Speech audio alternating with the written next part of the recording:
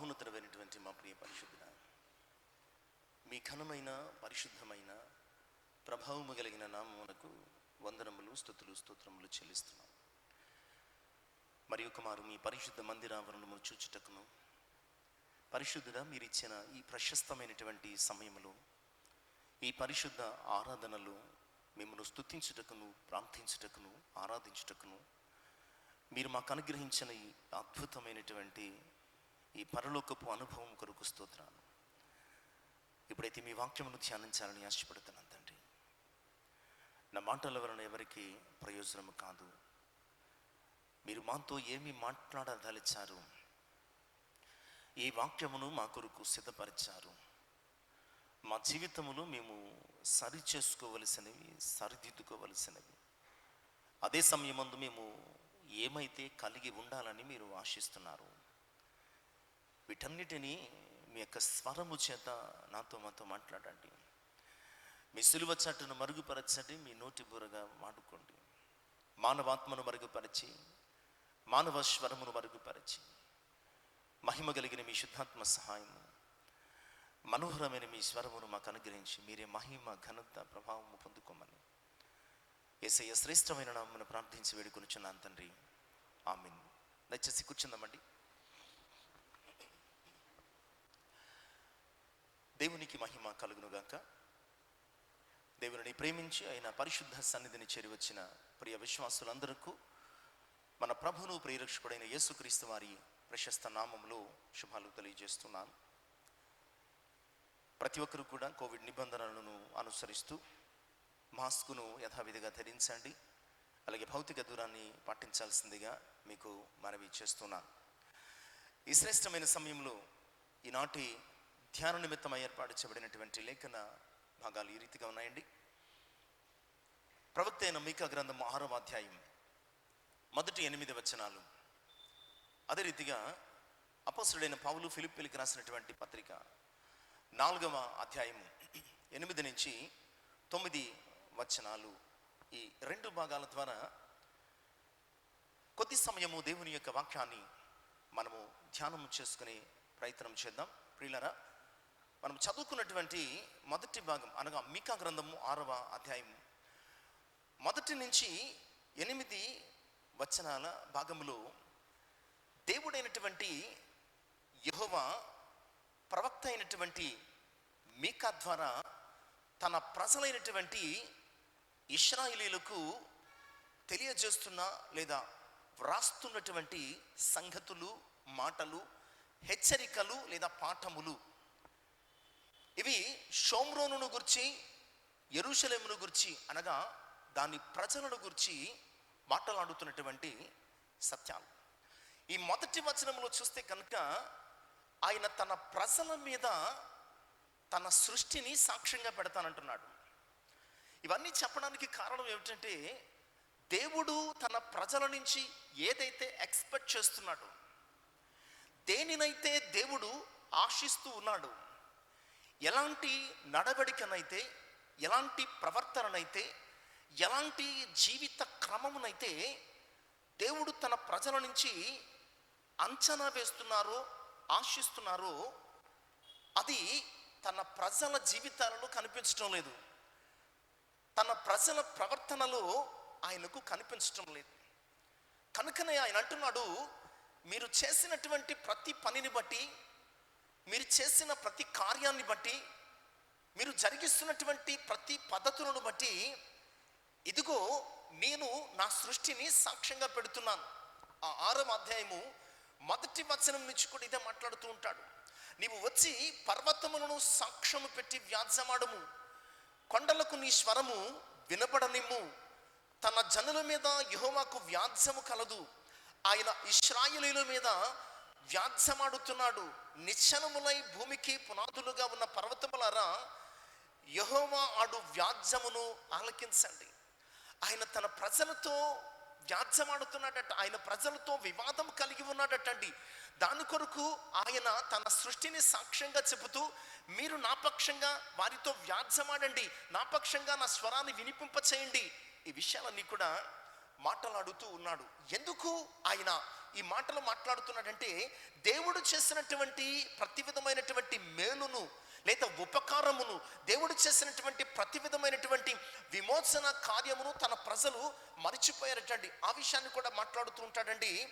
4వ వచనము 5వ వచనము మనం చూస్తే కనుక, ఐగుప్తు దేశంలో నుండి మిమ్మల్ని రప్పించి తిని, దాస్య గృహములో నుండి మిమ్మల్ని విమోచించి తిని, మిమ్మల్ని నడిపించుటకై మోషే అహరోనులను మిర్యాములను పంపించి తిని, నా జనులారా యెహోవా నీతి కార్యములను మీరు గ్రహించినట్లు మోయాబు రాజైన బాలాకు యోచించిన దానిని బెయోరు కుమారుడైనటువంటి బిలాము అతనికి ప్రత్యుత్తరముగా చెప్పిన మాటలను షిత్తీము మొదలుకొని గిల్గాలు వరకు జరిగించిన వాటిని మనస్సుకు తెచ్చుకొనుడి. ఎప్పటి వరకు మీ జీవితంలో ఆయన జరిగించినటువంటి ప్రతి దానిని మీరు జ్ఞాపకం తెచ్చుకోండి.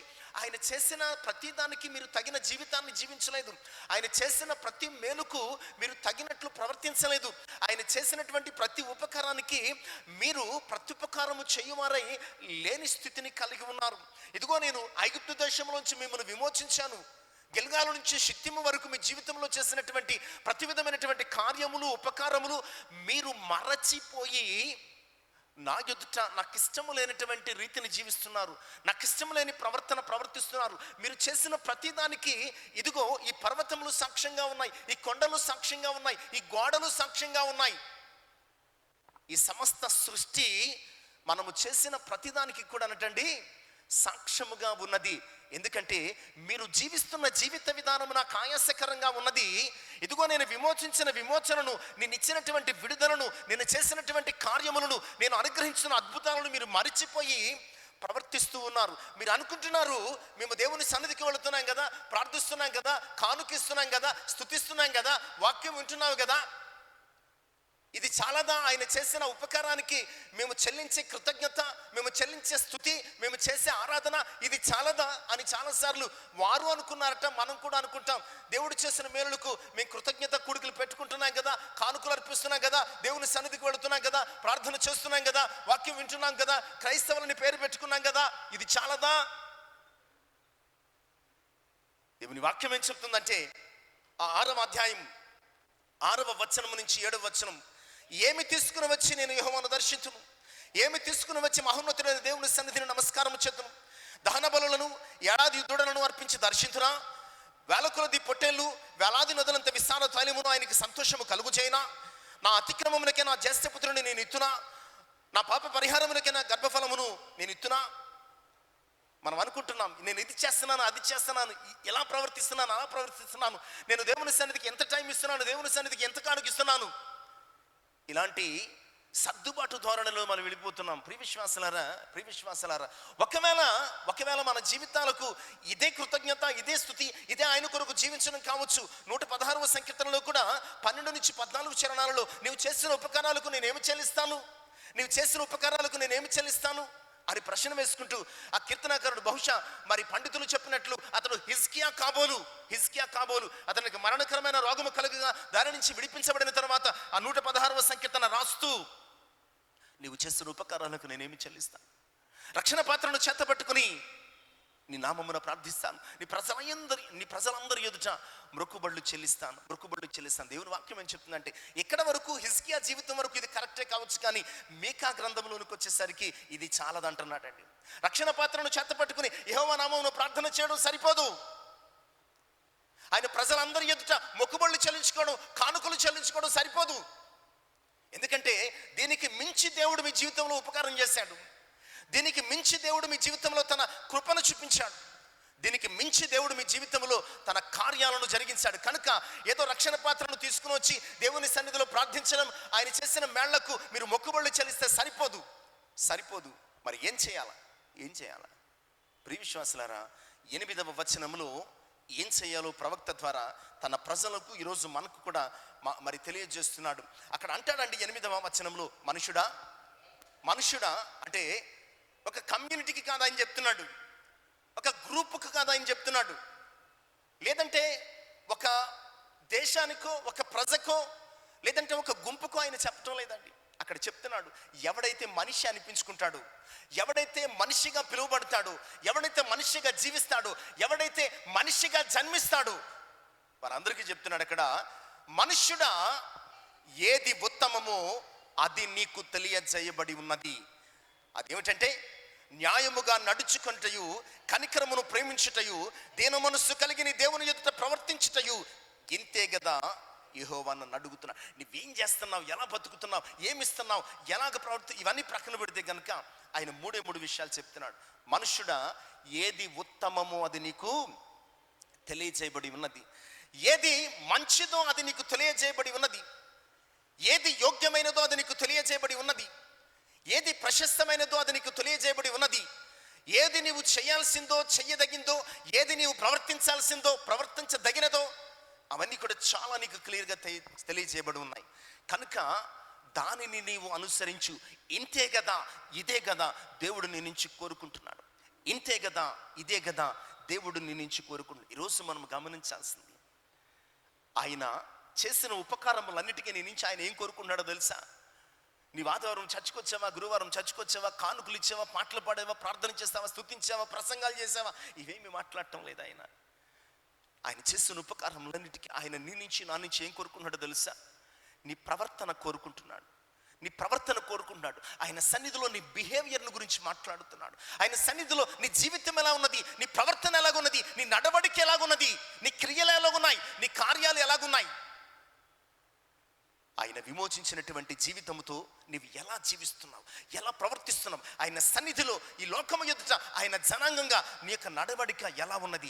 3 విషయాలు ఈరోజు ప్రాముఖ్యంగా మనం జ్ఞాపకం చేసుకోవడానికి సిద్ధపడదు. ఎందుకంటే ఆయన చెప్తున్నాడు, మనుష్యుడా, ఏది ఉత్తమమో అది నీకు తెలియజేయబడి ఉన్నది. అందుకని పౌలు భక్తుడు అంటాడండి, రోమపత్రిక 12వ అధ్యాయం 2వ వచనములో, ఈ లోక మర్యాదను మీరు ఈ లోక మర్యాదను అనుసరింపక, అంటే మనం చేస్తున్నదంతా ఏమిటండి, మనం ఇప్పటి వరకు చేస్తున్నది, చెయ్యబోతున్నది, చెయ్యాలని తలస్తున్నది ప్రతిదీ ఏమిటండి, మీరు ఈ లోక మర్యాదను అనుసరింపక అది చెయ్యొద్దంటున్నాడండి. వాక్యం ఏం చెప్తుందంటే, నీవు ఏదైతే చేయాలనుకుంటున్నావో, ఏదైతే లోక మర్యాద అనుకుంటున్నావో, ఏదైతే సాంప్రదాయం అనుకుంటున్నావో, ఏదైతే నీవు నిర్ణయించుకున్నటువంటి పద్ధతి అనుకుంటున్నావో, అవన్నీ దేవుని సన్నిధిలో త్రోసిపడాయి, అవన్నీ దేవుని సన్నిధిలో గెంటాయి. అవి దేవునికి అవసరం లేదు. నీవు ఏర్పాటు చేసుకున్నవి, నీవు కలిగి ఉన్నవి, నీవు చేసుకుంటున్నవి ఏమి ఆయనకు పనికిరావు, పక్కన పెట్టాయి. మీరు ఈ లోక మర్యాదను అనుసరింపకుండా ఏం చేయాలంటండి, ఏది ఉత్తమము, ఏది అనుకూలము, ఏది సంపూర్ణము. ఏంటిది? ఉత్తమం అంటే నీకు ఉత్తమమైంది కాదు, అనుకూలం అంటే నీకు అనుకూలమైంది కాదు, సంపూర్ణం అంటే నీకు సంపూర్ణమైనది కాదు. దేవుని చిత్తము విషయములో, దేవుని ఉద్దేశము విషయములో, దేవుని తలంపుల విషయములో, దేవుని ఆలోచనల విషయములో, దేవుని ప్రణాళికల విషయములో ఏది ఉత్తమమో, నీ పట్ల ఏ ఉత్తమమైన దానిని ఆయన ఏర్పాటు చేశాడో, నీ పట్ల ఏ ప్రశస్తమైన దానిని ఆయన ఏర్పాటు చేశాడో, నీ పట్ల ఆయన ఏ యోగ్యమైన దానిని తలంచి ఉన్నాడో దాన్ని గ్రహించు. నీవు ఏది ఉత్తమమో, ఏది అనుకూలమో, ఆయనకు అనుకూలమైనదేంటో, ఆయనకు మరి ఇష్టమైనదేంటో, ఆయన కోరుకుంటున్నదేంటో మనం ఏం చేస్తామంటే ఉన్నది ఉన్నట్టు అనుసరించేస్తాం. కాకపోతే మనకు అన్వయించుకుని అనుసరించేస్తాం. ఏదో ఉత్తమం అంటే నాకు ఏది మంచిదో అది చేసేమన్నాడు అనమాట దేవుడు. ఏది అనుకూలం అంటే నాకు అనుకూలమైనది ఏదో చేసేమన్నాడు అనమాట. ఏది సంపూర్ణమో అంటే నాకు సంపూర్ణమైనది, నాకు కావలసిందని చేసేసుకోవడం అనమాట. అక్కడ చెప్తున్నాడండి, ఏది ఉత్తమమో, ఏది అనుకూలమో, ఏది సంపూర్ణమైనదో అట్టి దేవుని చిత్తమేదో పరీక్షించి తెలుసుకొనటం వలన మనస్సు మారి నూతనం ఒకటి వలన రూపాంతరము. ఆయన కోరుకుంటున్నది ఏంటంటే రూపాంతరం కోరుకుంటున్నాడు. ఎలాంటి రూపాంతరం అంటే పై రూపము మట్టుకు రూపాంతరం కాదు, కానీ ఆయన అంతరంగ రూపాంతరము కోరుకుంటున్నాడు.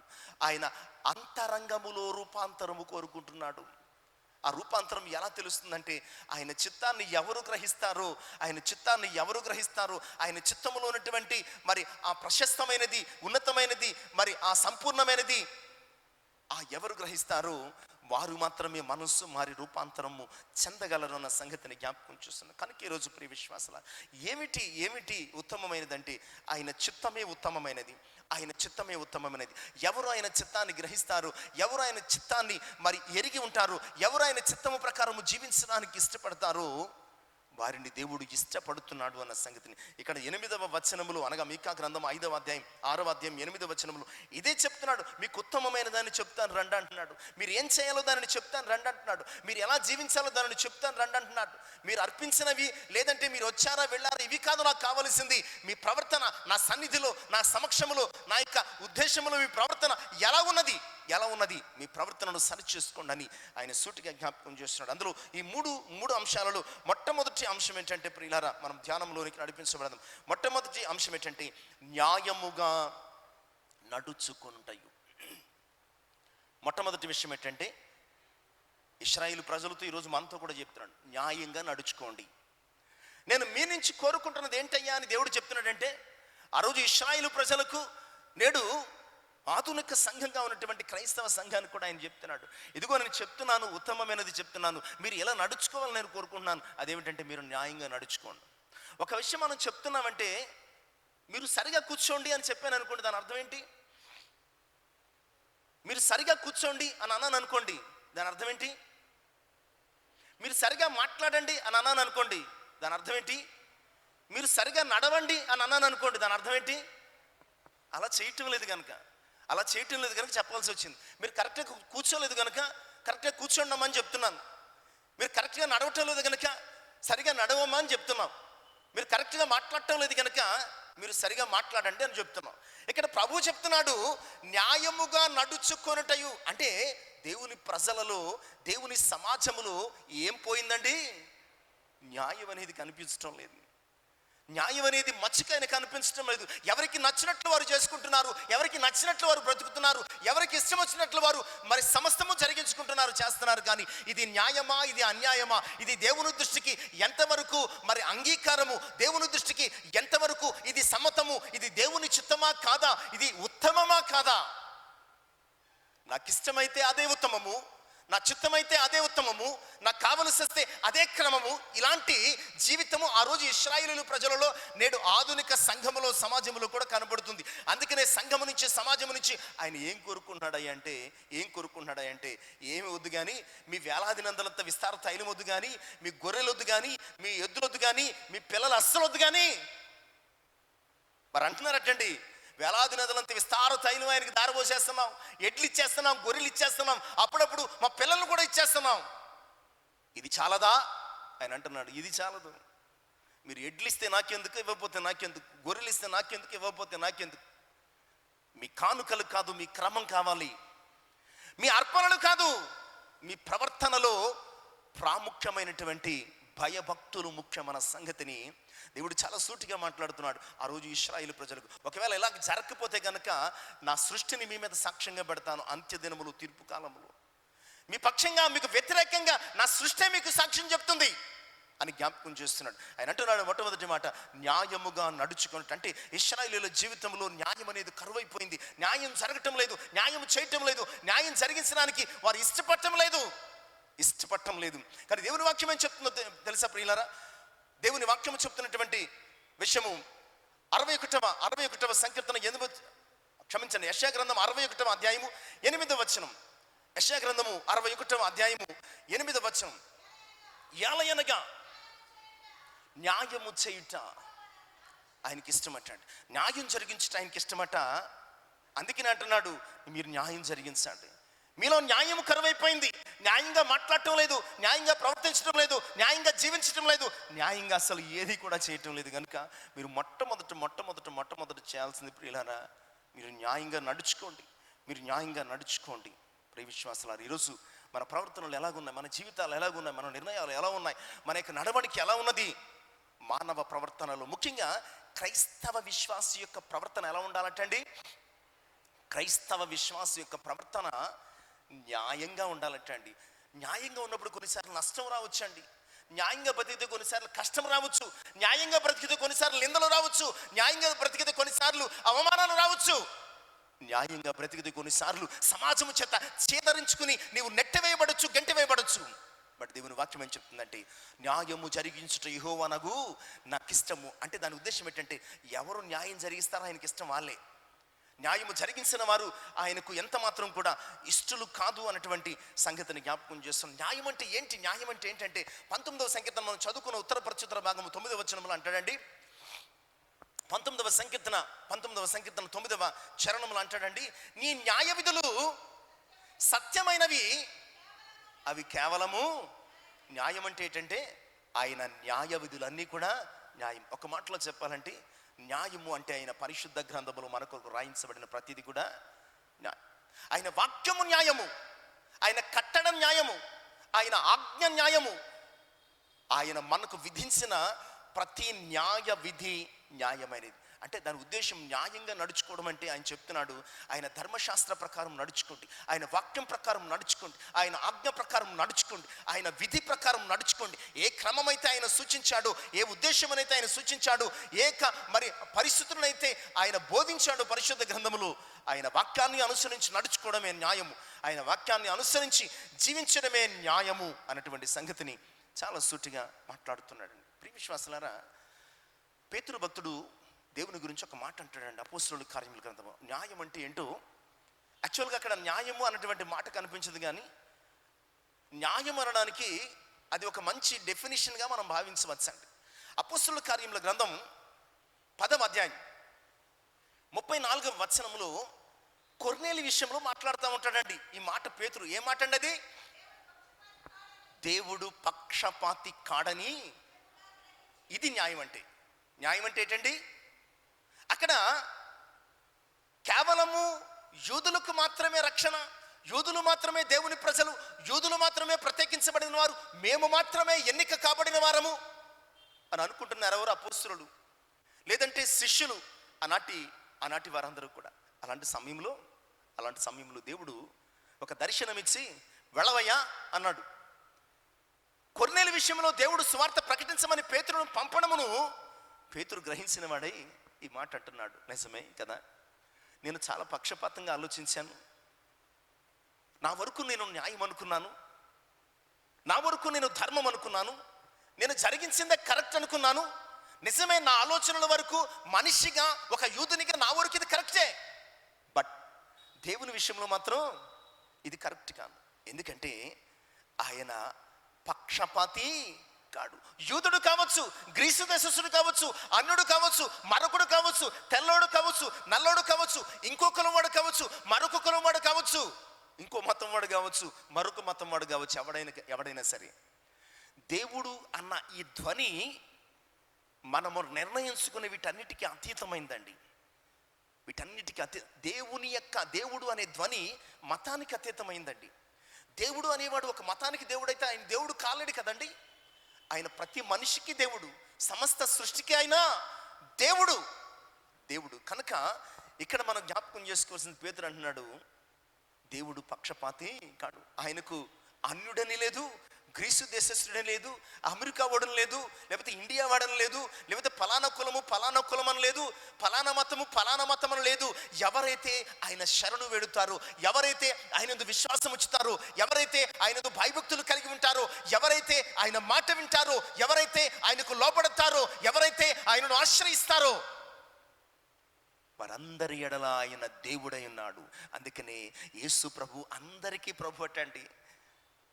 మన సంఘానికో, లేదంటే క్రైస్తవ సమాజానికో, లేదంటే ఒక దేశానికో కాదండి, యేసు అందరికీ ప్రభు. నా మందిరము సమస్త జనులకు ప్రార్థన, యూనివర్సల్ లాంగ్వేజ్ యూజ్ చేస్తూ ఉంటాడండి అక్కడ పరిశుద్ధాత్ముడు. ఆయన అందరికీ ప్రభు కనుక ఆయన పక్షపాతి కాడు. న్యాయముగా నడుచుకోవడం అంటే దాని ఉద్దేశం ఏంటంటే, ఇక్కడ పేతురు దేవుని గురించి ఏదైతే చెప్తున్నాడో ఆయన పక్షపాతి కాడు అంటే, న్యాయంగా నడుచుకోవడం అంటే ఏంటి? పక్షపాతము లేకుండా ప్రవర్తించడం, పక్షపాతము లేకుండా జరిగించడం, తమ పర అనే భేదము లేకుండా, నీది నాది అనే వ్యత్యాసం లేకుండా, నీవు వేరు నేను వేరు అన్నటువంటి ఆ డిఫరెన్సెస్ లేకుండా ఆయన అంటాడండి న్యాయంగా నడుచుకోండి అంటే. ఆయనకు పక్షపాతం లేదు.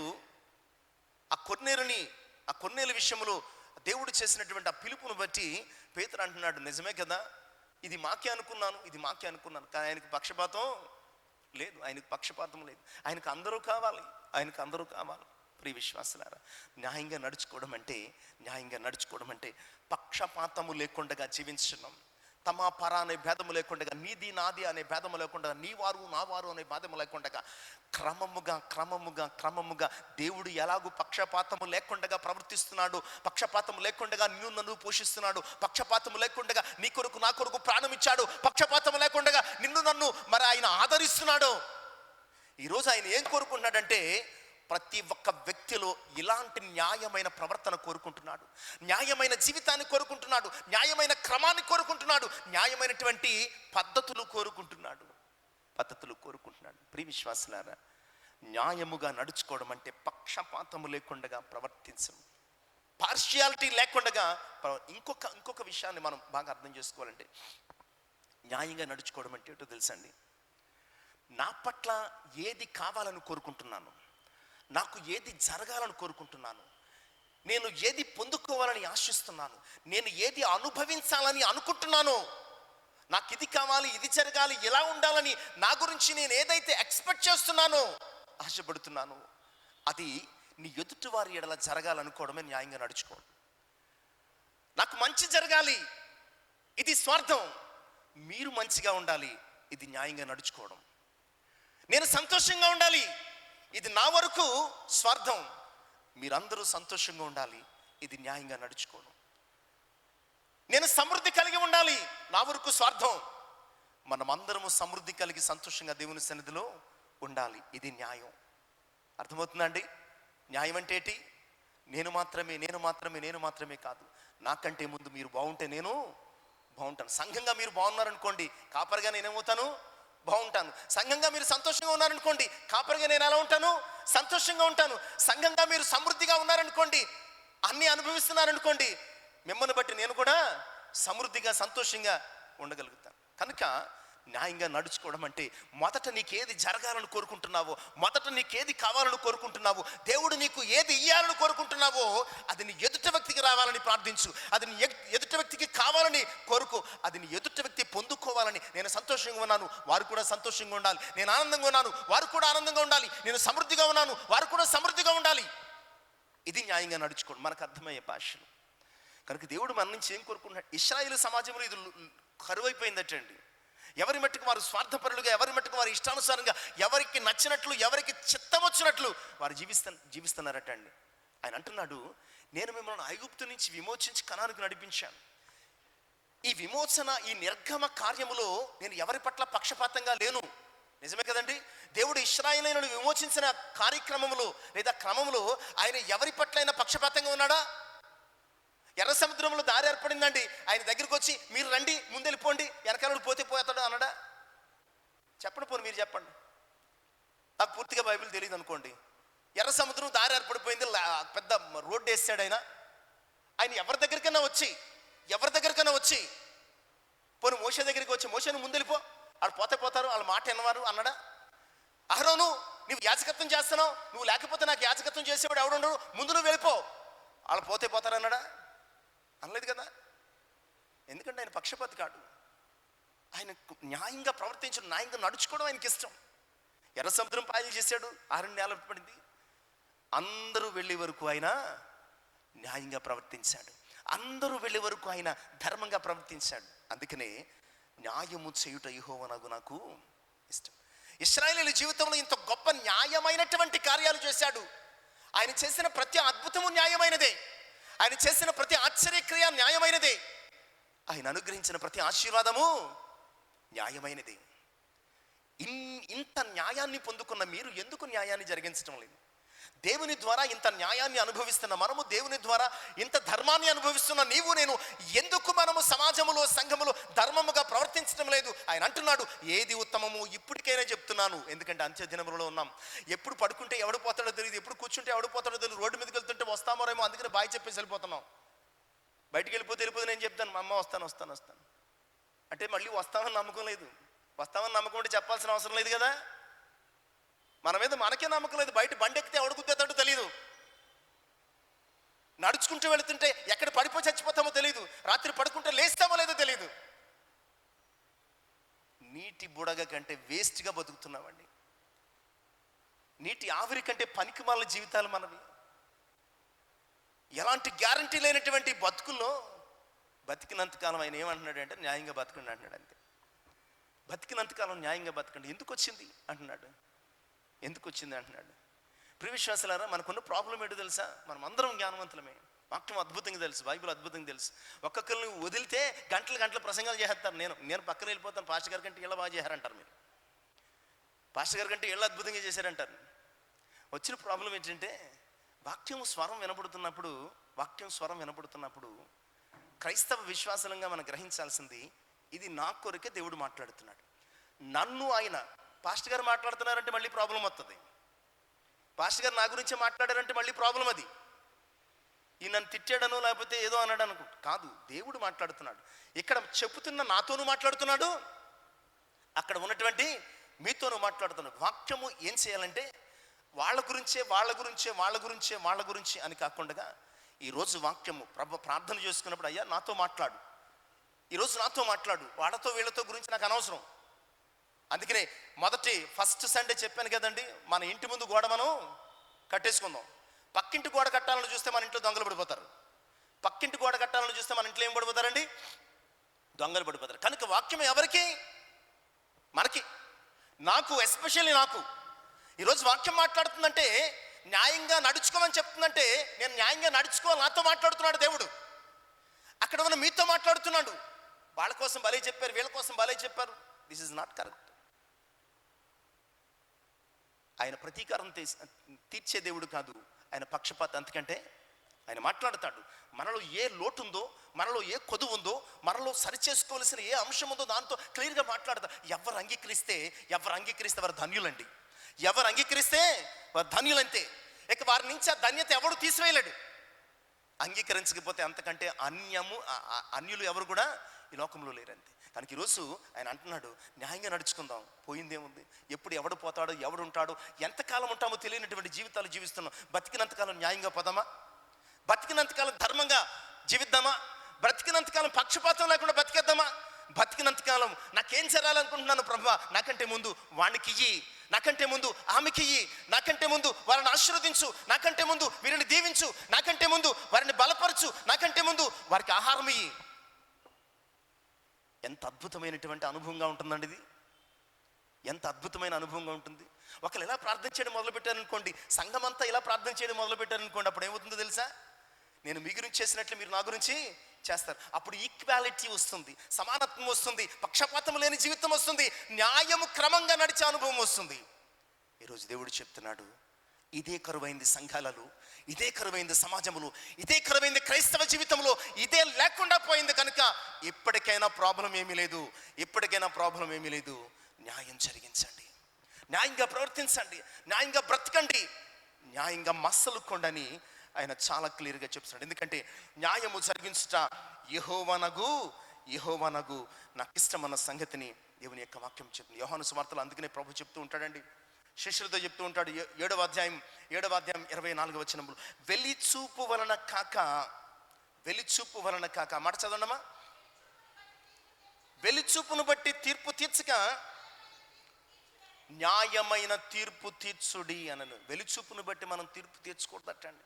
న్యాయం, ఏది న్యాయమో, ఏది ధర్మమో, ఏది కరెక్టో అదే జరిగించాలండి. లేకపోతేనటండి రోమపత్రిక 14వ అధ్యాయం 10 నుంచి 12 వచనాలు, రోమపత్రిక 14వ అధ్యాయం 10 నుంచి 12 వచనాలు మనం చదువుకుందామండి. అయితే నీవు నీ సహోదరునికి తీర్పు తీర్చనేలా, నీ సహోదరుని నిరాకరింపనేలా? మనం అందరము దేవుని న్యాయపీఠము ఎదుట నిలుతుము, నా తోడు ప్రతి మోకాలను నా ఎదుట వంగును, ప్రతి నాలుకయు దేవుని స్తుతించునని ప్రభువు చెప్తున్నాడు అని వ్రాయబడి ఉన్నది. గనుక మనలో ప్రతివాడు తన్ను గూర్చి దేవునికి లెక్క అప్పగించవలెను.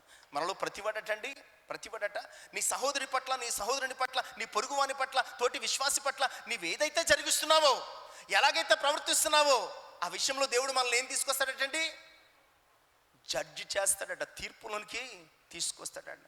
మనుషులు తీరిస్తే తప్పించుకునే అవకాశం ఉంది, లాయర్ని పెట్టుకుని మనం బతికిపోతామండి. దేవుడు తీర్పు తీరిస్తే పరిస్థితి ఏంటి? మనుషులు తీర్పు తీరిస్తానండి, ఓ లాయర్ని పెట్టుకుంటా, డబ్బులు పెట్టుకుని లాయర్ని పెట్టుకుని కింద మీద పెట్టేసి తప్పించేసుకుంటాం. ఒకవేళ దేవుడు తీర్పు తీర్చాడు అనుకోండి, మరి సపోజ్ ఏంటి పరిస్థితి? అవకాశం ఉంటుందా? ఉండదు. కనుక ఆయన తీర్పు తీర్చక ముందే తీర్పు తీర్చుకోమంది.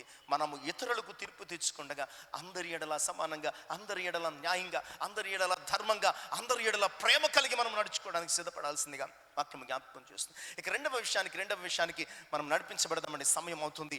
ఆయన చెప్తున్న రెండవ విషయం ఏంటంటే కనికరమును ప్రేమించుట. కనికరమును ప్రేమించుట. ఈరోజు ఈ మన జీవితం ఏంటో తెలుసా అండి? ఈ మన జీవితం ఏంటో తెలుసా? దేవుని కనికరం అంతే. మన ఈ జీవితం దేవుని కనికరం. ఆయన కనికర పడకపోతే ఈరోజు మనకి బతుకులు లేవండి. ఆయన కనికర పడకపోతే మనకి బతుకులు. అందుకని లూకాసు వార్త 6వ అధ్యాయం 35, 36 వచనాలలో ప్రభు ఈ మాటలు చెప్తున్నారండి. లూకాసు వార్త 6వ అధ్యాయము 35, 36 వచనాలు త్వరగా చదువుకుందామండి. మీరైతే ఎట్టి వారిని గురించి నిరాశ చేసుకొనక మీ శత్రువులను ప్రేమించుడి, మేలు చేయుడి, అప్పుయుడి, అప్పుడు మీ ఫలము గొప్పదయుండును. మీరు సర్వోన్నతుని కుమారులైందురు. ఆయన కృతజ్ఞత లేని వారి ఎడలను దుష్టుల ఎడలను ఉపకారి అయి ఉన్నాడు. కాబట్టి మీ తండ్రి కనికరము గలవాడైనట్లు మీరు కూడా కనికరమును ప్రేమించమంటే మీ తండ్రి కనికరము గలవాడై ఉన్నాడు. అంటే మిమ్మల్ని ఆయన కనికరపడ్డాడు, మీ పట్ల ఆయన కనికరం చూపించాడు, మీ ఎడల ఆయన కనికరమును కనుపరిచాడు గనక మీరు కూడా ఎలా ఉండాలని కనికరం ప్రేమించమంటే మీరు కూడా కనికరము గలవారై ఉండండి. కనికరము కలిగి జీవించాలి, కనికరము కలిగి ప్రవర్తించాలన్నటువంటి ఆ గొప్ప సత్యాన్ని దేవుని యొక్క వాక్యము జ్ఞాపకం చేస్తుంది. ఆయన కనికర పడడం వల్ల మనకి ఎన్ని మేలు జరిగాయి తెలుసా అండి? మత్తయి సువార్త 18వ అధ్యాయం 27వ వచనం. మత్తయి సువార్త 18వ అధ్యాయం 27వ వచనం. ఆయన కనికర పడడం వల్ల మనం క్షమించబడ్డామండి. ఆయన కనికర పడడం వల్ల మనం ఏమయ్యామండి? క్షమించబడ్డాం. మార్కు సువార్త 1వ అధ్యాయం 41వ వచనంలో ఆయన కనికర పడడం వల్ల మనం బాగు చేయబడ్డాం. ఆయన కనికర పడడం వల్ల బాగు చేయబడ్డాం అంటే స్వస్థపరచబడ్డాం అనమాట అండి. స్వస్థపరచబడ్డాం. లూకాసు వార్త 15వ అధ్యాయము 20వ వచనం. ఆయన కనికర పడడం వల్ల మనము చేర్చుకొనబడ్డాం. ఆయన మన ఎడల కనికర పడడం వల్ల మనం ఏమయ్యామండి? చేర్చుకొనబడ్డాం. పేతురు మొదటి పత్రిక 1వ అధ్యాయం 3వ వచనం. ఆయన కనికర పడడం వల్ల మనము తిరిగి జన్మించగలిగాం. ఆయన తన విశేష కనికరము చొప్పున మనల్ని ఏం చేశాడటండి? లేకపోతే మనం చచ్చిపోవలసిన వారం అండి. అర్థమవుతుందా? ఈ బ్రతుకు మనది కాదు, చచ్చిపోవలసిన వారం, ఎప్పుడో చచ్చిపోవలసిన వారం. ఆయన తన విశేష కనికరము చొప్పున మనల్ని ఏం చేశాడండి? నిజమే. అక్కడ 3000 తలాంతుల గురించి మాట్లాడుతున్నాడు. అక్కడ ఎంత అప్పు ఉందండి అతనికి? 3,60,00,000 అప్పు అండి. 3,60,00,000 అప్పు. రాజు అన్నాడు, అతన్ని చూచి జాలిపడి కనికరపడి పోనీ అప్పు కొట్టేశాను అన్నాడు. ఈరోజు ఇక్కడ ఉన్నవారంతా ఎవరో తెలుసా అండి? ఇక్కడ ఉన్నోళ్ళంతా మనం అంతా ఎవరో తెలుసా అండి? వీళ్ళమే. ఎవరమండి? ఇక్కడ చేరి వచ్చిన మనం అందరం కూడా నీ అప్పు క్షమించాను పో అంటే బతికి ఇక్కడికి వచ్చాం. ఆయన ఏమన్నాడండి? 3,60,00,000 అప్పు 2000 సంవత్సరాల క్రితం చెప్తున్నాడు. 2000 సంవత్సరాల క్రితం అసలు కోట్ల లెక్క కూడా ఎక్కడ ఉండదండి. 3,60,00,000 అప్పు. ఆయన ఏమన్నాడంటే ఒక సామాన్యుడు, ఒక కూలి పని చేసుకునేవాడికి అనమాట అండి. ఆయన అన్నాడు, నీ అప్పు క్షమించాను పొమ్మన్నాడు. ఈరోజు మనల్ని కూడా నీ అప్పు క్షమించాను పొమ్మంటే మనం అందరం ఇక్కడికి వచ్చామండి. ఇక్కడికి వచ్చి ఏం చేస్తున్నాం మనం? అర్థమవుతుందా? గమనించండి. వాక్యము నాకును మీకును. ఎవరి గురించి చెప్పట్లేదు. మళ్ళీ వెళ్ళిపోయి కొనుక్కోకండి. నా కోసమే చెప్పేసారు ఈయన కొనుక్కోకండి, నా కోసం చెప్పేసారని కొనుక్కోకండి. వాక్యం ఎవరు యాక్సెప్ట్ చేస్తే వారికి సంతోషం, ఆనందం, ఆశీర్వాదం. నేను ఎవరి కోసం చెప్పను, వాక్యం చెప్తాను అంతే. వాక్యం చెప్పేటప్పుడు మొదట నాకు నేను అన్వయించుకునే ప్రయత్నం చేస్తాను. ఎవరు అన్వయించుకుంటే వారు ఆశీర్వదించబడతారని మాత్రమే చెప్తాను. 3,60,00,000 అప్పు క్షమించబడిన వ్యక్తి హ్యాపీగా వెళ్ళాడు. ఈరోజు ఇక్కడ మనం అంతా ఎవరో తెలుసండి? 3,60,00,000 అప్పు క్షమించబడినటువంటి ఆ దాసులు మనమాట అండి. ఇక్కడికి వచ్చి మనం ఏం చేస్తున్నాం? అర్థమైంది కదా? ఏం చేస్తున్నాం? అర్థమైందా అండి? ఏదో ఫీలింగ్ ఇవ్వండి, ఏదో ఫీలింగ్ ఇవ్వండి అమ్మా. నాకు అర్థం కావట్లేదు మీరు ఏం అర్థమైందో. ఆ వ్యక్తి ఏం చేశాడు? ఎంత అంటే అచ్చున్నాడు తన దాసుడు? 50 రూపాయలు అప్పు ఉన్నాడు. సాధించేసాడండి. పట్టుకుని 50 రూపాయలు అప్పు ఉన్నాడటండి. నా అప్పిస్తావా? పక్కనే కూర్చున్నాడు. అలాగే మీరు ఎలా కూర్చున్నారు?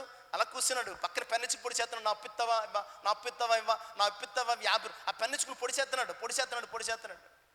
ఆ పక్కన వాళ్ళు చూశారు.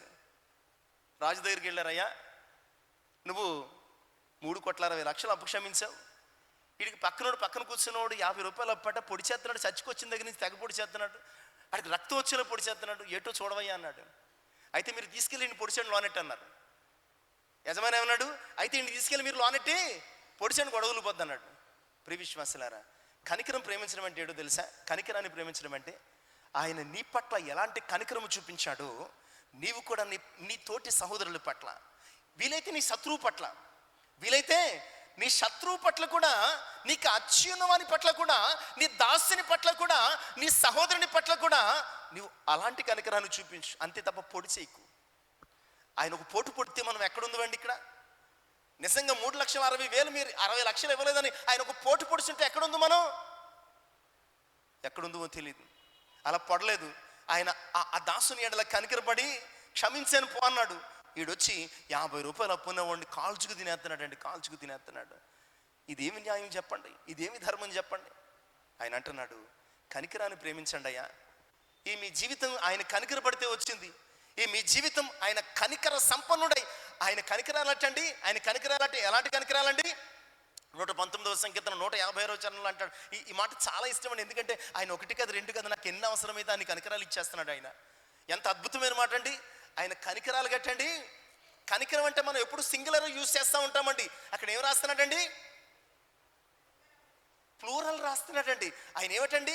మన ఎడల ఆయనకున్న కనికరాలటండి. నేను ఎన్నాళ్ళు కనికరం అంటే సింగులర్ అనుకున్నానండి. కనికరం అంటే సింగులర్ కాదు, ప్లూరల్ అనమాట అండి. నీకు ఎన్నిసార్లు కనికరం కావలసి అన్నిసార్లు ఆయన ఇచ్చేస్తున్నాడు అంతే. మన ఎడలటండి ఆయన కనికరాలు మితిలేనివి, ఎన్నికలేనివి, లెక్కలేనివి. నీ పట్ల ఎన్నిసార్లు దేవుడు కనికరపడాలని కోరుకుంటున్నావో అన్నిసార్లు ఆయన కనికరపడతాడు అంతే.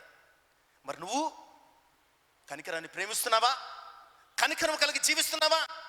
అంతే కదండి.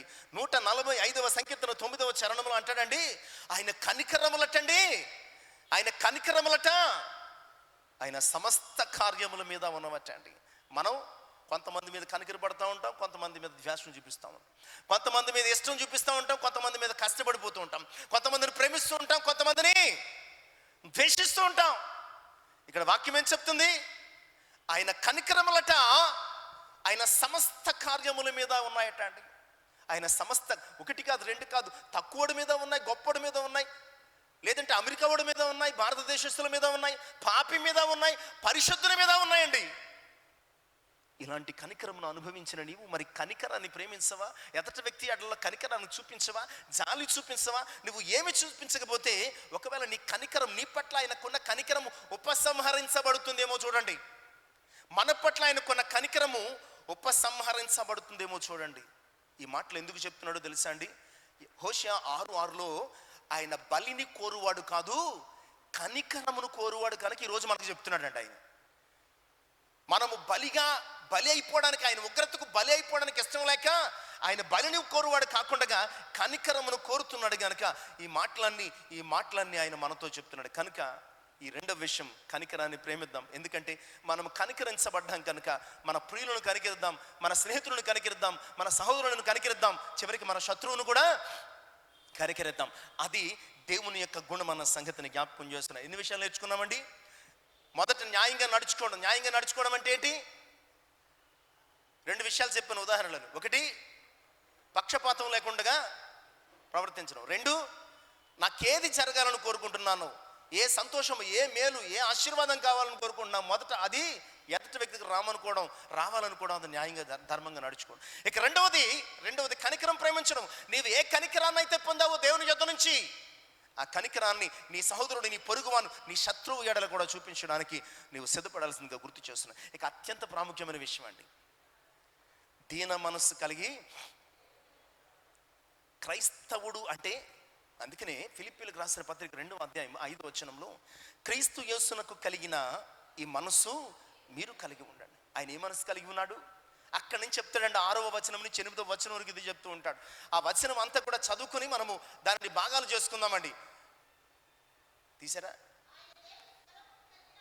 ఆయన దేవుని స్వరూపము కలిగిన వాడై ఉండి దేవునితో సమానముగా ఉండుట విడిచిపెట్టకూడని భాగ్యమని ఎంచుకొనలేదు, కానీ మనుషుల పోలికగా పుట్టి దాసుని స్వరూపమును ధరించుకుని తన్ను తానే రిక్తునిగా చేసుకొనెను, మరియు ఆయన ఆకారమందు మనుష్యుడిగా కనపడి మరణము పొందునంతగా, సిలువ మరణము పొందునంతగా. ఎంత గొప్ప దేవుడండి! పరలోకమందున్న దేవుడు పాపుల మధ్య జన్మించాడు. అక్కడ చెప్తున్నటువంటి విషయాలు, ఆయన దేవుడు ఎంత తగ్గించుకున్నాడో చెప్తున్నాడు. ఆయన దేవుడై ఉండి మనిషిగా పుట్టాడటండి. ఆయన దేవుడై ఉండి మనిషిగా పుట్టాడు. ఈ కంపారిజన్ గమనించారా అండి? ఈ కంపారిజన్ గమనించారా? దీనిని మీరు యాక్సెప్ట్ చేస్తారా? ఒకవేళ మీకే దేవుడు పోస్ట్ ఇచ్చాడు, ఇది పోస్ట్ అనుకుందాం, మీకు దేవుడు పోస్ట్ ఇచ్చేసాడు అనుకోండి. మీకు దేవుడు పోస్ట్ ఇచ్చేసాడు, దేవుడు దిగుతామా? నేను చెప్తున్నాను, మీకు దమ్ము లేదమ్మా, నేను దిగను. ఒకవేళ మీకు చెప్పడానికి అంతా అది లేదమ్మా, కానీ నేనైతే దిగను. దేవుడు పోస్ట్ ఎవడు దిగుతాడండి? నిజంగా పోస్ట్ ఉంటే కనుక ఎంత అద్భుతంగా ఉంటుంది. దేవుడు పోస్ట్ ఎవడు దిగుతాడు చెప్పండి? కానీ అక్కడ ఆయన దేవుడై ఉండి మనుష్యుడైపోయాడు. ఇది మనం పాటించాల్సిన వాక్యం. అంటే ఆహా ఊహ అంటాం కాదు, పాస్టర్ గారు సూపర్ చెప్పారండి, ఇది కాదు. నిజంగా సూపర్ అయిపోవాలంటే అది మనం మన జీవితంలోనికి అన్వయించుకోవాలి, దాని ప్రకారం జీవించాలి, అలాగ నడిచేయాలి. అలా నడిచేస్తే నిజంగా అద్భుతంగా ఉంటుందండి. ఆయన దేవుడై ఉన్నాడట. దేవుడై ఉండి కూడా ఎంత విధేయత చూపించినట్టు మనుష్యుడైపోయాడటండి. దేవుడైండి మనుష్యుడైపోయాడటండి. కుమారుడైండి దాసుడైపోయాడటండి. ధనవంతుడైండి రిక్తుడైపోయాడటండి. మహిమాన్వితుడైండి మట్టి నుంచి చేయబడిన మనిషిగా మారిపోయాడండి. మరణము లేనివాడయుండి శిలువ మరణము పొందాడటండి. అత్యధికుడయుండి అత్యల్పునిగా మారిపోయాడటండి. ఈ వచనాలలో ఉన్న విషయాలు ఇవే. ఇది విన్న తర్వాత ఇవన్నీ అవసరమా మనకి? మళ్ళా చెప్తున్నానండి, ఎవరిని నేను టార్గెట్ చేసుకుని దయచేసి గమనించండి. మీకు దండం పెట్టి చెప్తున్నాను, ఈయన టార్గెట్ చేసేసాడు అనుకోకండి. వాక్యం యాక్సెప్ట్ చేస్తే చాలా సంతోషం అండి, ఆనందంగా ఉంటుంది, అద్భుతంగా ఉంటుంది, ఆశీర్వాదకరంగా ఉంటుంది కదండి. ఒక్కసారి ఆ మాటలు చూడండి. ఆయన దేవుడయ్యండి మనుష్యుడిగా మారిపోయాడు, కుమారుడైండి దాసునిగా మారిపోయాడు, ధనవంతుడిని రిక్తుడైపోయాడు, మహిమాన్వితుడైండి మట్టి శరీరంగా మారిపోయింది, మరణము లేనివాడైండి శిలువ మరణం పొందాడు, అత్యధికుడైండి అత్యల్పునిగా జీవించాడు. ఈ కంపారిజన్ గమనించండి. ఇంత అద్భుతమైన దేవుని కృపను పొందిన మనం, ఇంత అద్భుతమైనటువంటి దేవుని ప్రేమను రుచి చూచిన మనం, ఇంత అద్భుతమైనటువంటి దేవుని విధేయతను ధ్యానిస్తున్న మనం, ఈ విధేయత మన జీవితంలో ఉందా? ఈ దీన మనస్సు మన జీవితంలో ఉందా? ఈ తగ్గింపు మన బ్రతుకులో ఉందా? ఆలోచించండి. ఇది లేకపోతే నువ్వు లేనట్టే, ఇది లేకపోతే నువ్వు ఉన్నా లేనట్టే. అందుకనే ఆయన చెప్తున్నాడు, దీన మనస్సు కలిగి దేవుని ఎదుట, నా ఎదుట కాదండి. మనం ఏం చేస్తామంటే, అర్థమైంది కదా, మనం ఏం చేస్తాం? అర్థమైంది కదండి. మనుషుల ఎదుట ఇంకా మనంత దీనత్వం కలిగిన వారు ఎవ్వరు లేరు. మనుషుల ఎదుట మనంత విధేయత కలిగిన వారు ఎవ్వరు లేరు. మనుషుల ఎదుట అయ్యో మనంత మంచివారు ఎవరు లేరు. ఇక్కడ వాక్యం ఏం చెప్తుందంటే, దీన మనస్సు కలిగి నీ దేవుని ఎదుట ప్రవర్తించి, నా ఎదుట కాదు. ఎందుకంటే నేను మీది దీన మనస్సు అహంకార మనస్సు నాకు తెలియదు కదండి. మీరు నమస్కారం పెడతాను, తిడితే పడతాను. మీది దీన మనస్సు కాదో నాకు తెలియదు, కానీ ఎవరికి తెలుసు? హృదయ అంతరంగములు చూచుచున్న దేవునికి మీది నిజముగా దీన మనస్సు, ఇంకో మనస్సు ఆయనకు తెలుసు. కనుక ఆయన చెప్తున్నాడు, మీరు దీన మనస్సు కలిగి నీ దేవుని ఎదుట ప్రవర్తించు, మనుషుల ఎదుట కాదు, లోకము ఎదుట కాదు, సమాజము ఎదుట కాదు. దీన మనస్సు కలిగి నీ దేవుని ఎదుట ప్రవర్తించు. ఇది చాలా ప్రాముఖ్యమైందండి, ఇది చాలా ప్రాముఖ్యమైంది. ఎందుకంటే ఆయన మన కొరకు దీనుడయ్యాడు. ఆయనకు కలిగిన మనస్సు మనము కూడా కలిగి ఉండాలని పరిశుద్ధాత్ముడు సెలవిస్తున్నాడు. కనుక మనము దీన మనస్సు కలిగి పేతురు మొదటి పత్రికలో అంటాడండి, 5వ అధ్యాయం 5వ వచనంలో, పేతురు మొదటి పత్రిక 5వ అధ్యాయం 5వ వచనం, చిన్నలారా మీరందరూ ఎదుటవాని ఎడల, మీరందరూ, మనమందరము, మీరు అంటే ఇక్కడేం వ్యత్యాసం లేదు, మనం అందరము ఎదుటివారి ఎడల ఎలా ఉండాలండి? దీన మనసు కలిగి ఉండాలంతే, దీన మనసు కలిగి ఉండాలంతే. ఆయనే పరలోకాన్ని విడిచిపెట్టేస్తే మనకి ఎందుకండి అన్నిని? ఆయన పరలోకాన్ని విడిచిపెట్టేస్తే మనకి ఎందుకు ఇవన్నీ? ఆయనే మహిమను విడిచిపెట్టేస్తే మనకి ఎందుకు గొప్పలు? అన్ని విడిచిపెట్టిన ఆయన వెంబడిస్తున్న నీవు నేను ఏది విడిచిపెట్టకుండా ఉంటే ఆయనను వెంబడించినట్ట, ఆయనను విడిచిపెట్టినట్టు ఆలోచించాలి. కనుక ప్రతి ఒక్కడునటండి ఎదుటి ఎడల ఏం కలిగి ఉండాలటండి? దీన మనస్సు కలిగి ఉండాలటండి. లేకపోతే ఆయన అహంకారులను ఎదిరించి, నేను చెప్పడం లేదు ఇది, ఆయన అహంకారులను ఎదిరించి దీనులకు తన కృపను చూపిస్తాడు అన్న సంగతిని దేవుని యొక్క వాక్యం ద్వారా జ్ఞాపకం చేస్తున్నా. ఒక ప్రశ్న వేస్తానండి, ముగించేద్దాం, చాలా సమయం అయిపోయింది, తిట్టుకుంటా. పరలోక రాజ్యం వెళ్ళాలని ఎంతమందికి ఉంది చెప్పండి? ఎవరికి లేదా? ఓహో, ఇంటికి వెళ్ళిపోవాలని ఉంది. ఇప్పుడు మనకి ఇంటికి వెళ్ళిపోవాలని ఉంది తప్ప పరలోక రాజ్యాన్ని వెళ్ళాలని ఎవరికి? అసలు మన క్రైస్తవ జీవితం యొక్క గమ్యం ఏంటి చెప్పండి? వెళ్ళాలనుందా? వెళ్ళాలా లేదా? వెళ్తారా లేదా? ఇప్పుడు మత్తయి సువార్త 5వ అధ్యాయము 3వ వచనం తీయండి. మీరు వెళ్తామన్నారు కాబట్టి వెళ్తారో లేదో తేల్చేద్దాం. ఇక్కడ ఆత్మ విషయమై దీనులైన వారు ఈసారి వెళ్తారా? ఇప్పుడు చెప్పండి. ఇప్పుడు చెప్పండి, ఇప్పుడు వెళ్తారా? ఏమండి ఎత్తరే? చూస్తాను, నేను కాదు, దేవుడు చూస్తాడు. నాకైతే కనిపించదు. ఏం చెప్తున్నాడంటే, క్రైస్తవుని గమ్యము పరలోక రాజ్యం అయితే, క్రైస్తవుని గమ్యము దేవుని సన్నిధి, దేవుని రాజ్యం అయితే, నీవు దేవుని రాజ్యానికి వెళ్ళాలంటే నీ దాన ధర్మాలు, నీ గొప్పలు, నీ ప్రతిష్టలు ఏమీ కాదు.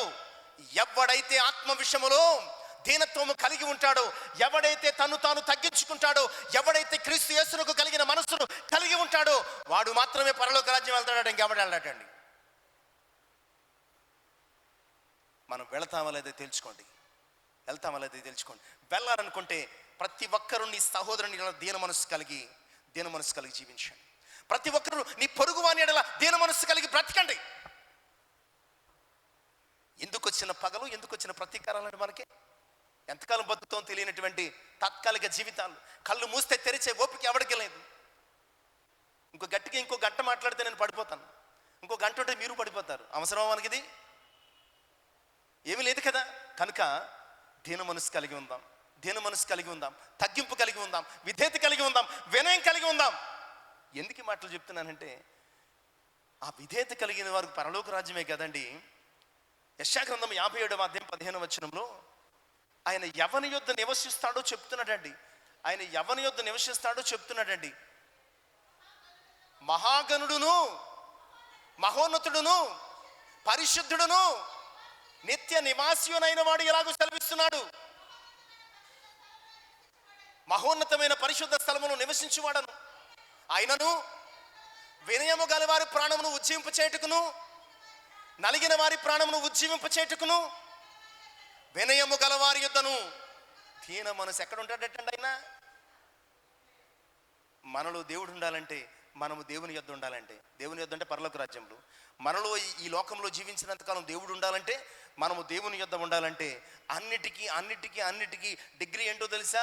ఎలిజిబిలిటీ ఏంటో తెలుసా? దీన మనస్సు అంతే. దానికి ఈరోజు ఈ మాటలు వింటున్న ప్రియులారా, అంతా విన్న తర్వాత ఫిలిప్పీ పత్రిక 4వ అధ్యాయం 8-9 వచనాలు చదువుకుని ముగించుకుందాం.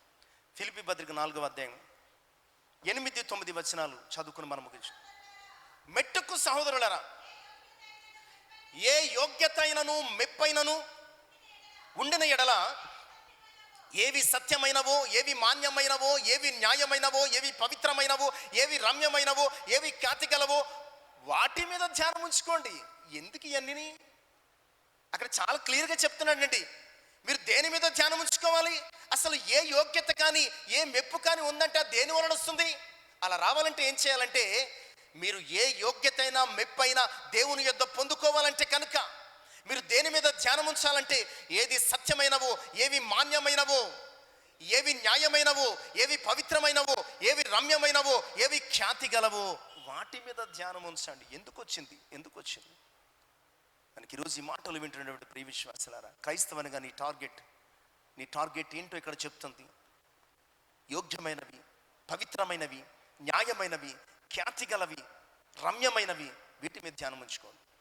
ఇవి శాశ్వతమైనవి పరలోక రాజ్యంలో. మిగతా అన్నీ కూడా వస్తాయి పోతాయి, కమ్ అండ్ గో, వస్తాయి పోతాయి అంతే. వాటి వలన ప్రయోజనం ఏమీ లేదు. ఇంకో విషయం ఏంటంటే, అవి ఉన్నా లేకపోయినా మనం బతుకుతాం, అవి ఉన్నా లేకపోయినా మనం బతుకుతాం. అవి ఉన్నా లేకపోయినా నువ్వు ఫలానా కాదు కదా, నీకు పరలోక రాజ్యం లేదనైనా అండు. అవి ఉన్నా లేకపోయినా పోతాయి. ఏ ఉండాలా ఆయన దగ్గరికి వెళ్ళాలంటే? న్యాయంగా నడుచుకోవాలి, కనికరాన్ని ప్రేమించాలా, దీన మనసు కలిగి ఉండాలి. ఉందామా? చెప్పరు. న్యాయంగా నడుచుకుందామా? కనికరాన్ని ప్రేమిద్దామా? ఓకే, చాలా సంతోషం. ఆమెన్ అని అందరం చెప్దాం. Amen, amen, amen. తల నుంచి ప్రార్థన చేసుకుందాం. మహోన్నతమైనటువంటి మా ప్రియ పరిశుద్ధుడా,